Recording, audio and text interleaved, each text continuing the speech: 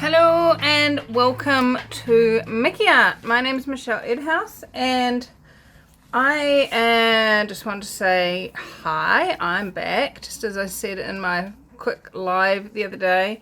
In this video I am going to have another go at doing the black dip. Now, many of you saw me do the white dip and it came out absolutely humongously luscious and delicious, and it is still going strong out there. Where at last look this morning we were at 230,000 views in 3 weeks, so it's just gone hugely viral. I am so grateful to whoever's been sharing that. Those of you that also then watched the next video, you saw me have a go at doing this exactly the same thing but with black. And what I found with that was that it doesn't quite work. Partly because with white, it, you know, when it mixes, it just gives you a lighter color, when black just overpowers the world. So in that video I asked you guys to give me some ideas on how I could do it different, and one of the ones that came up the most was to put the black on the paint, on the on the canvas, and then dip it just into straight paint, just the colored paint. So just basically creating the dip onto the black, but without the black being there for it to come through. So we've got the black on the canvas. Let's make our little puddle to dip it in. Now, as you know, March is St. Patrick's, so we've got to have some green in here. This is Viridian Hue. We've got to have some sparkly stuff, because that's what the little leprechauns like. They like sparkly stuff. So that was copper, and this is gold.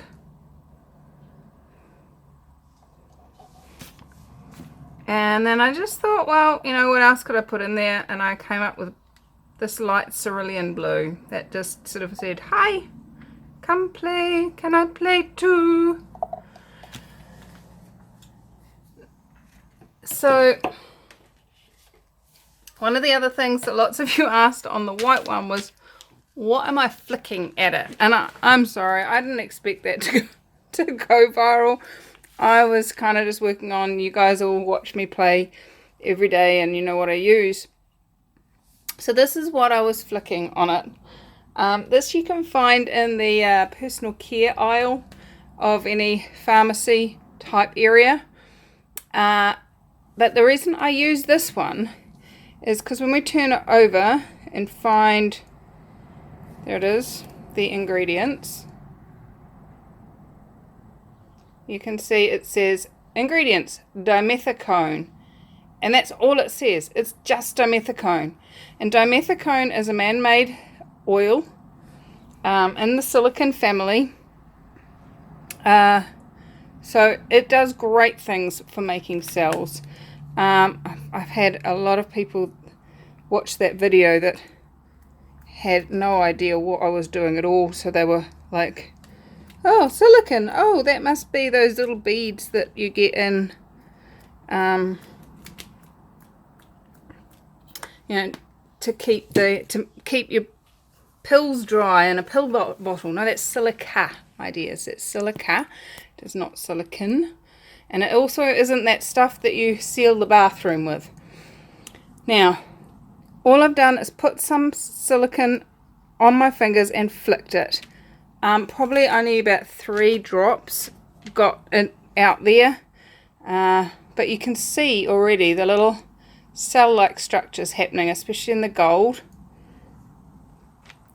So the target with the silicone is that it then tries to rise to the top. So once we've dipped it, peeled it off, the silicone's going to be on the bottom, and it's going to try and push its way up through the water-based paint to the top and make those pretty cells that we saw. So I'm going to take my, and I just brushed my arm on that, so I'm just going to give it another bit of a, put a little bit of extra paint in the middle there. Okay, so I'm just going to dip it. I've got push pins in the bottom that keeps it up off the ground when it's drying.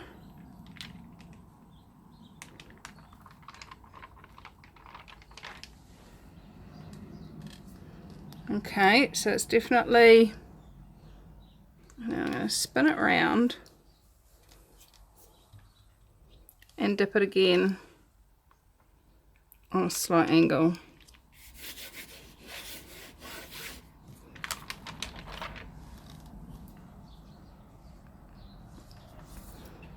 Alright, there we go. I'm going to leave it at that. Just touch up the edges that left paint behind.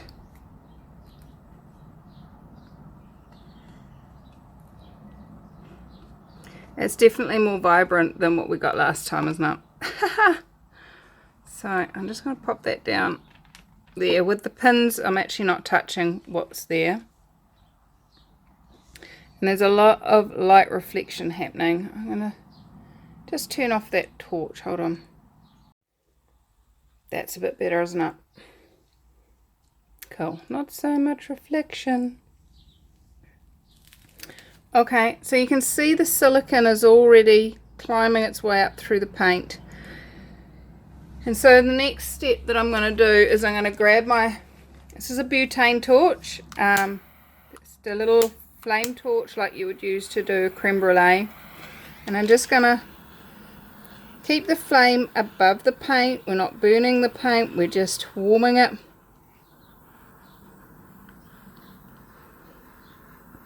And what this does is it warms the paint, and the silicone then climbs up through the paint.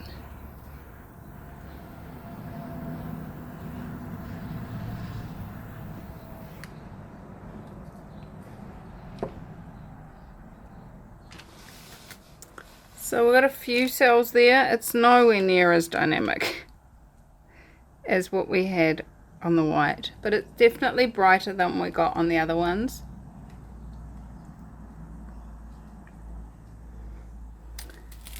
And underneath we've got what is left down there, and let's see if we get any silicone.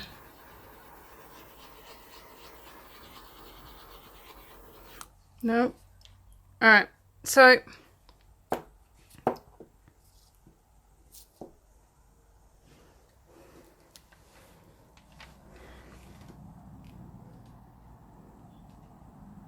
it's pretty. It's just not quite coming out the way that white one did. But that's okay. Oops, noisy. So what I'm going to do with this is I'm just going to do a little bit of a play. Just going to put a little bit of black along the side here. And many of you know this as a swipe. But the cool thing about doing a swipe in this situation is the silicone's mostly on the top of this. So what I'm going to do is just drop that down into the black and then drag it over top of all the colour. And then the silicone will start to come through, revealing the colour that was underneath the silicone.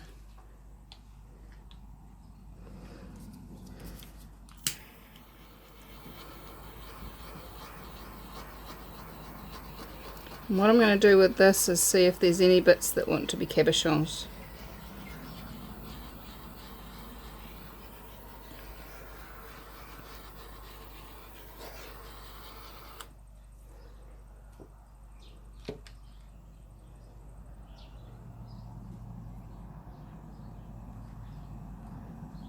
So we've got some really cool cells happening.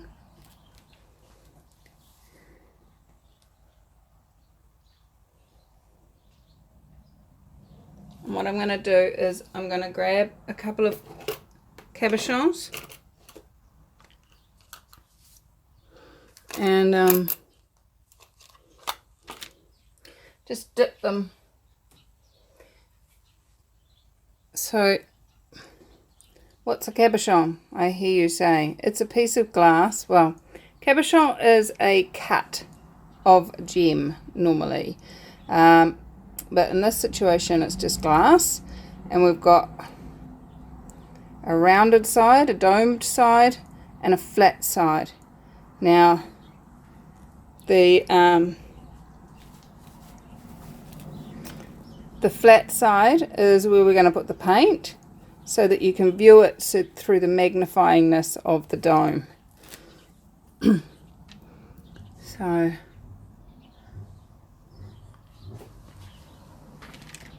I'm just going to go in here.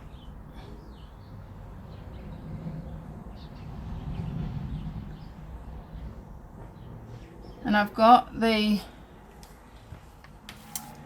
this blue stuff is just poster putty, blue tack, whatever you call it in your country, and then I've just got a stick holding it. Just helps me handle. One of my amazing viewers shared that tip with me, and look at that, we have got a stunning cabochon. Now just pop that over on one side with the paint sitting upwards, and that will then dry. Let me show you that. See, it's sitting over there with the paint facing upwards, and I'll show you those at the end of the video once the painting and the cabochon have dried. Somebody asked me the other day on a question on my channel, which dries faster, letting this dry as a skin and then cutting it out and gluing it into your base, or what bits am I going to use next?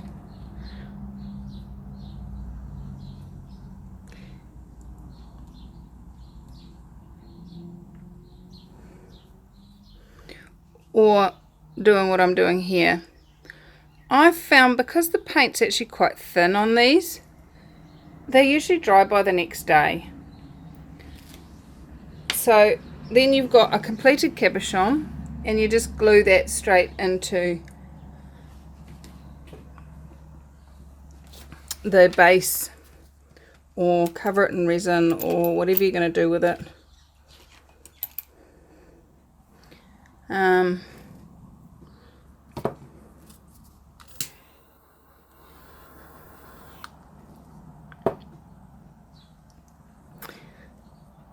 This next one's a square one. Let's give it a bit of a polish.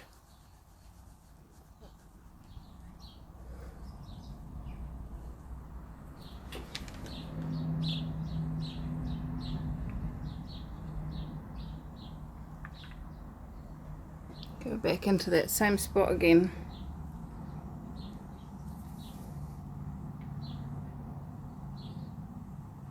That one's funky. But it really is your preference, what you think will create the greatest.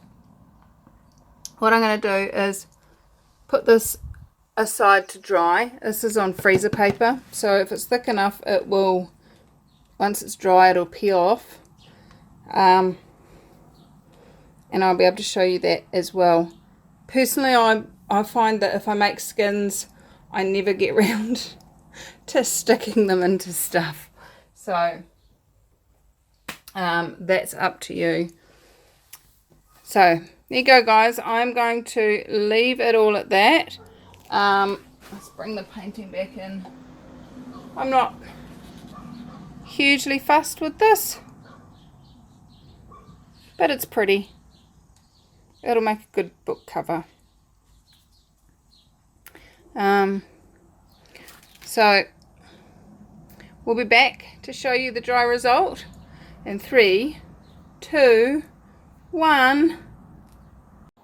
Here it is, all nice and dry. I like it. I think it's cool. So there you go.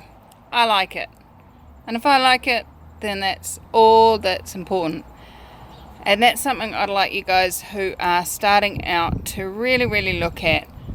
What if nobody else's point of view is actually at all valid? What if it's just your point of view that is the important one? Because it's your point of view that creates your reality, guys. So if you choose to buy other people's reality about what is art, what is pretty, all of that stuff, are you actually being true to yourself? Are you actually creating your own reality? Or are you just trying to fit in? Oh, that's a bit heavy for you. You want some more of that heavy, weird stuff of mine? I've got a class coming up next Wednesday called Get Your Happy On. So don't come and join me on that. Check me out, accessu.co.nz, if you want more info on that one. And yeah, I like it. It's got some texture to it. It's got some fun, fabulous colours. And what else is possible? What else is possible? So what happened to our cabochons? Let's move on over and have a look. This one's a little bit smushy for my liking. Not a big fan, I must say. Let's see if we can block some of that out. No, not a big fan. You got 24 hours to tell me you want it before I put it in some water and flush it away.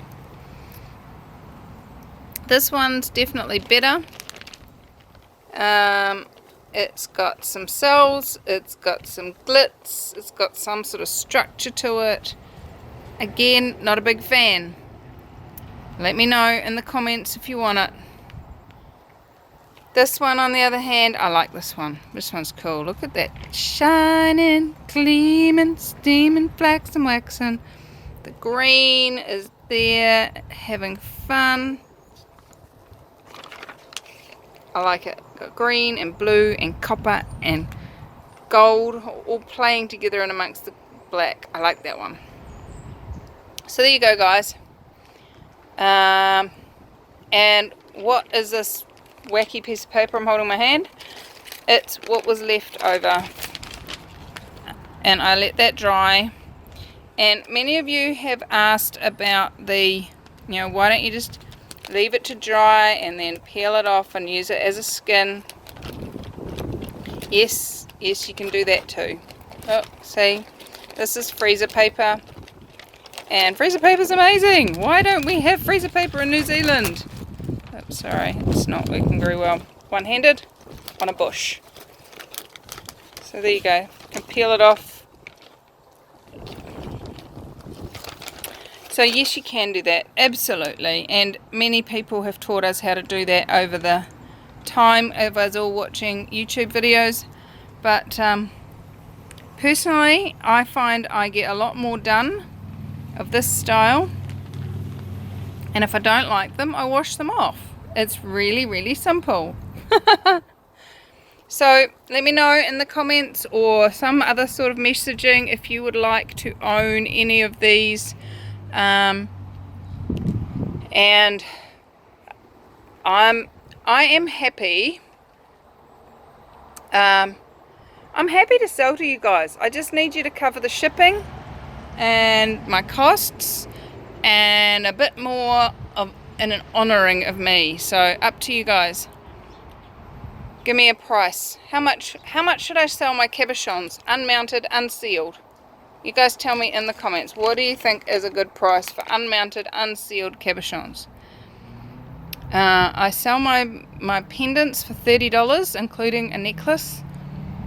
Yeah, give me a price. What do you reckon? I adore you all.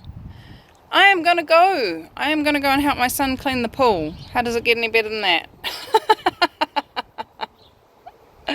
Alright, have fun. And for those of you who are on my email list, mickeyart.co.nz/sign up, you will have already received the time of our go live tomorrow. So check your emails, check your spam folder if you can't find it.